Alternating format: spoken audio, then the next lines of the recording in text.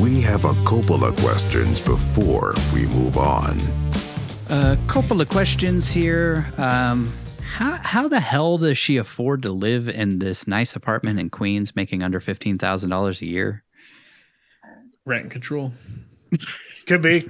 Yeah. And like you said, she's got a roommate, maybe?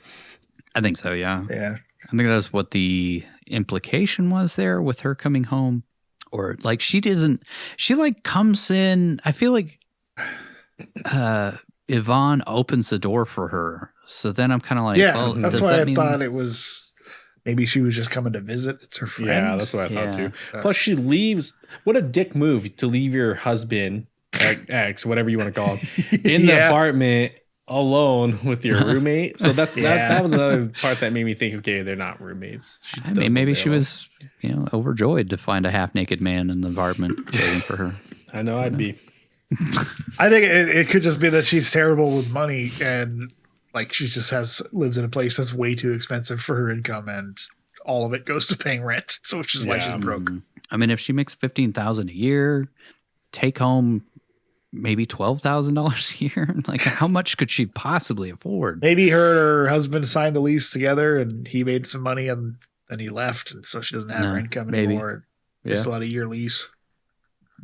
Well, at that point, presumably she was a struggling actress and didn't make any money anyway.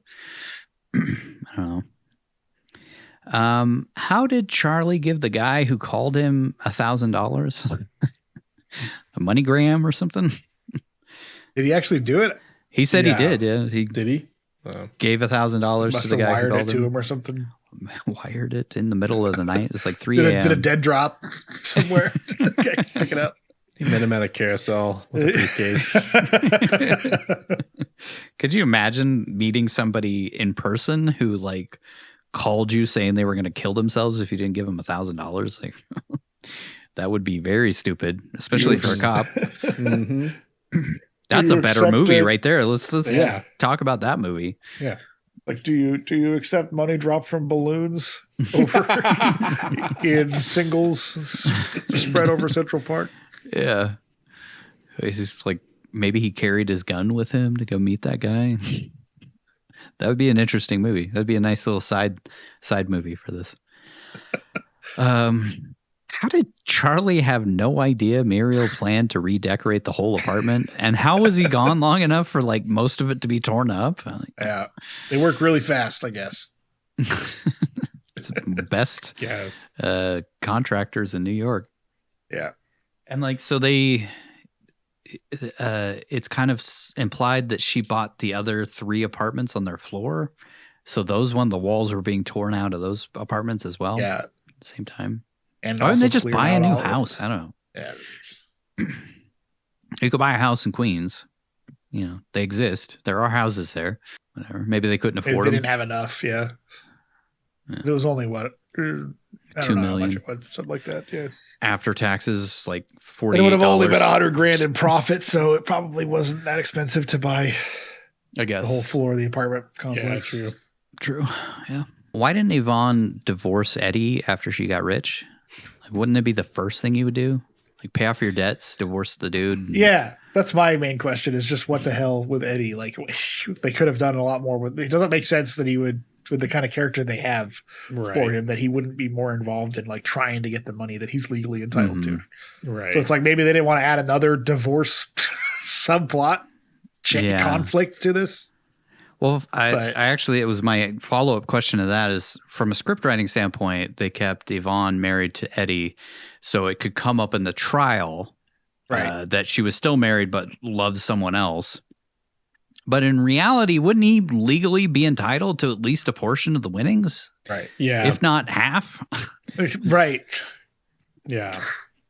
And it's like maybe she gave it to him, but it doesn't seem like she did. And she had no plans to, and it would have come up and like, Muriel would have had to sue him then to get the money back from him. So he's written as like the romantic conflict, but it should also be a financial one based on their history and stuff. So it's weird that they just sort of it just becomes a plot hole. They just ignore it.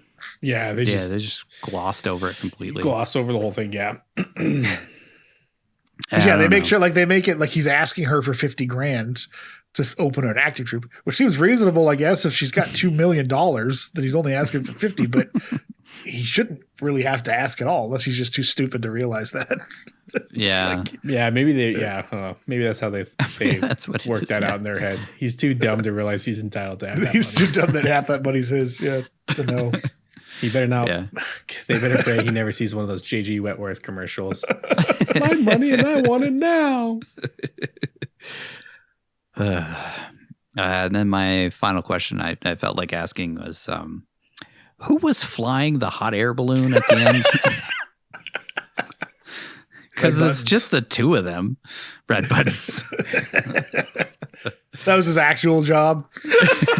Not a lawyer. Flies the balloon at Central Park. Or he got disbarred after his shitty handling of their divorce case.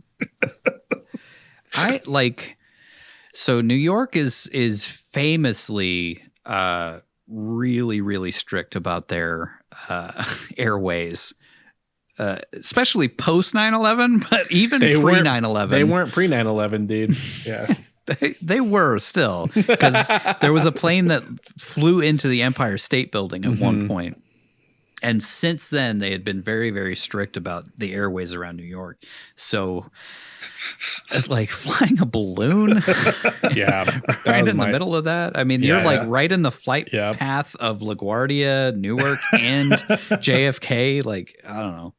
Yeah, that was gonna be my question. Is it even legal to fly a hot air balloon? That's what I was wondering. Like, they're really hard. They're kind of hard to control. Especially with all of those buildings around that you just crash your hot air balloon into. Because on the one hand, it was like, it makes sense that there may be hot air balloon tours around Central Park, but no, it doesn't because of that. I've never, unless it was on a tether and they just rose you up in the air, and then I could see that. Wasn't it on a rope? I feel like it was. It had to be. They had to anchor that thing in because there's no way you're gonna trust a hot air balloon inside Manhattan.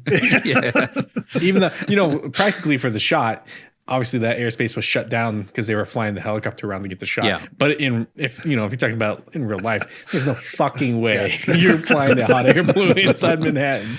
No They're way. just so beloved in New York that they just shut down the airways for New York. Dude, you'd be bouncing off hot air balloon. Forget all the flight paths. You'd be bouncing off buildings left and right. Yeah. I guess you could. I mean, you can't control those goddamn things. So, like, even if your intent was to fly back over Central Park, it's like you probably couldn't control it. No, there's no way. Unless it's tethered. Because I imagine there's got to be different currents that run in and out, in between the buildings and everything. Yeah, so like I know you can sort of control them because they do. Obviously, they bring them back to where they're supposed to be, or do they just pack them back up wherever they land? I've only been in one hot air balloon, and that was the experience that I had. Was that they just kind of went to a landing area that they got to, and then some car came and met the hot air balloon. Well, there's no way they'd be able to just fly one around Central Park without air currents slamming into buildings and doing other unpredictable crap with it. Yeah. Or drifting into like LaGuardia airspace or something.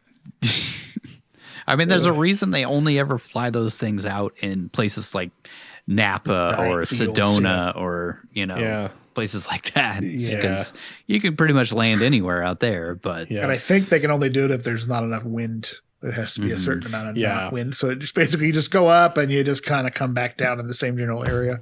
Yeah.